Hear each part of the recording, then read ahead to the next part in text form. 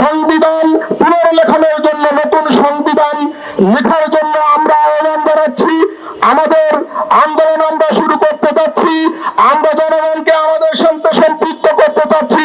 জনগণের প্রতি আহ্বান থাকবে, আপনারা আমাদের সাথে একত্রিত হয়ে বাংলাদেশের বর্তমান যে ক্ষমতাসীন সরকার আছে, বিএনপি সরকার ও জামাত নেতৃত্বাধীন বিরোধী দলীয় জোট, তারা যেই সাদের মধ্যে পড়েছে যে সংবিধান সংস্কার করবে, যদি সংবিধান সংস্কার করে তাহলে এই সংবিধানে প্রথমেই ৭২-এর যে ফ্যাসিবাদী সংবিধান আছে তাকে স্বীকৃতি দেওয়া হয়ে গেল।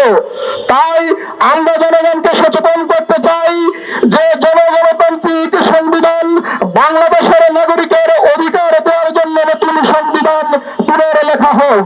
সেজন্য বাংলাদেশের ক্ষমতাসীন সরকার, এই বিএনপি সরকারকে আহ্বান জানাবো, আপনারা কোন ধরনের ভাতৃঘাতী সিদ্ধান্ত নেবেন না। আপনারা ২০০৬ সালে আপনাদের ভুল সিদ্ধান্তের কারণে বাংলাদেশের জনগণের উপর ১৭ বছর ফ্যাসিবাদ আপনার ঘাড়ের উপরে নিঃশ্বাস ফেলেছে, বাংলাদেশের হাজার হাজার ছাত্র জনতাকে হত্যা করেছে। বাংলাদেশে আপনার পৃথিবীর ইতিহাসে এমন কোন বিশ্বযুদ্ধ পর্যন্ত হয়নি যেখানে একদিনে এত পরিমাণ ৫৭ জন সেনা অফিসার হত্যা হয়েছে, তার কোনো ইতিহাস নেই। আপনার সেই ফ্যাসিবাদী সংবিধানকে আপনার মান্যতা দিতে গিয়ে বাংলাদেশের যে পুলিশ ভাইরা আছে, বাংলাদেশের পুলিশ ভাইদেরকে আজকে যে খুনির ভূমিকা পালন করতে হয়েছে।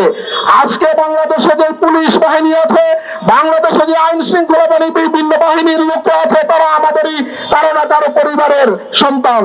তারা বাংলাদেশে সুন্দর এমনকি বলিষ্ঠ আইন চায়। আজকে ৭২-এর সংবিধান দিয়ে যদি পুলিশকে, বিডিআরকে, সেনাবাহিনীকে বিভিন্নভাবে ফ্যাসিবাদের তোয়াজ করার পথে নিয়ে যাওয়া হয়, তাহলে বাংলাদেশে আবার নতুন ভাবে আরেকটি ফ্যাসিবাদ কায়েম হবে বলে আমরা আশঙ্কা করছি।